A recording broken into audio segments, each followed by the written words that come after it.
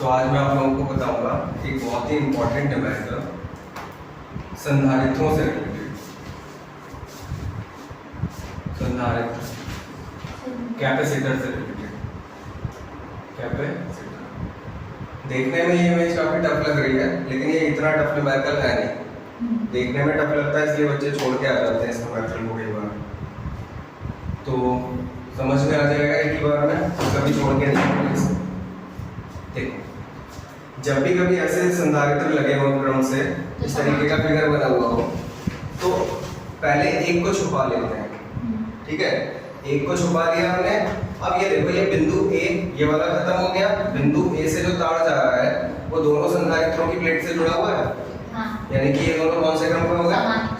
समांतर। ऐसे ही इधर से जब हम इसे छुपाते हैं तो क्या पाते हैं, ये बिंदु बी जो है वो इन दोनों की एक एक प्लेट से जुड़ा हुआ है, तो ये दोनों कौन से क्रम में हो गए? समांतर। यानी कि ये तीनों संधारित्र कैसे क्रम में होते हैं? समांतर क्रम में होते हैं।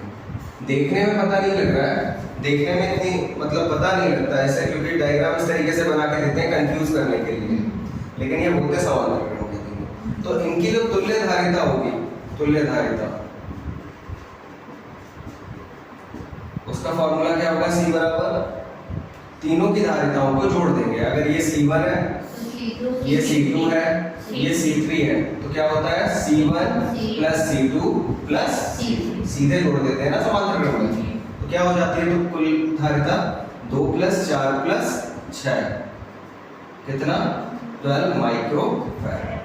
ठीक है, अब इसी तरीके से ये क्वेश्चन करो।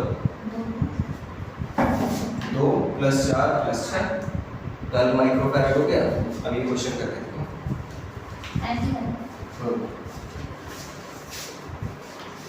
ये वाला बता दे पहले।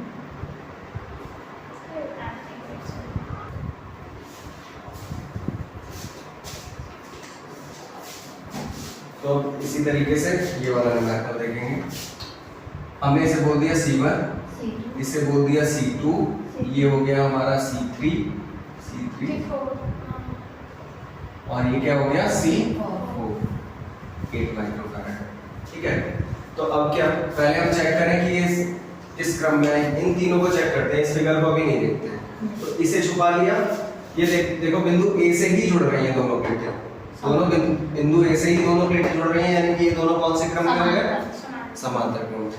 फिर ऐसे ही इसे छुपाया तो बिंदु बी से आके देखो, बिंदु बी से वायर आया है, उससे दोनों प्लेटें जुड़ गई इसकी, इन दोनों की दोनों प्लेटें एक ही बिंदु से जुड़ गई ना, तो ये दोनों भी कौन से क्रम में हो गए? समांतर। तब C1 C2 C3 कैसे क्रम में हो गए? समांतर। तुल्य धारिता निकाल लें इनकी। C डैश कर दिया, क्या होगी?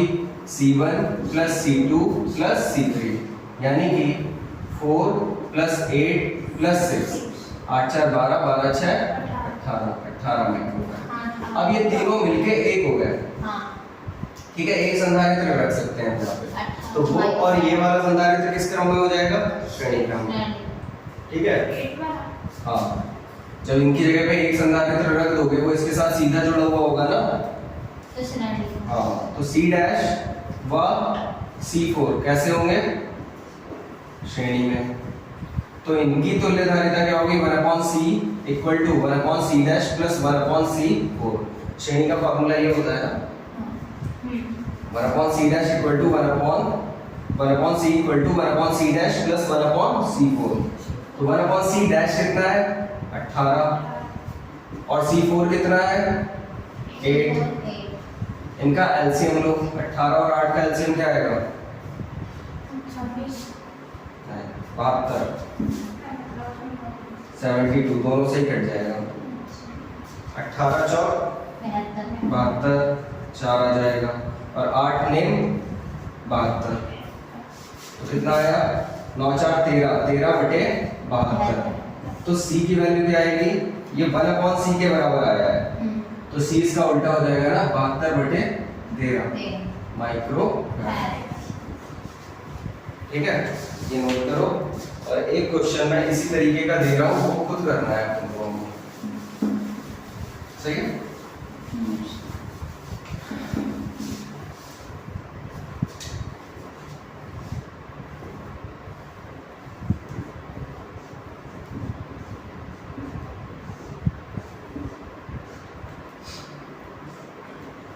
ये ए बिंदु हो गया हमारा, ये बी बिंदु हो गया,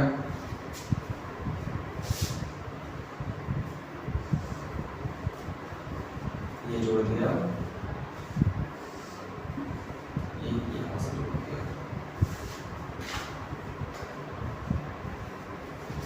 ठीक है, ये 2 माइक्रोफैरड है, ये 6 माइक्रोफैरड है, ये 4 माइक्रोफैरड है और ये 7 माइक्रोफैरड है। इनकी तुल्य धारिता ज्ञात करनी है, तुल्य धारिता खुद ज्ञात करनी है। ठीक है,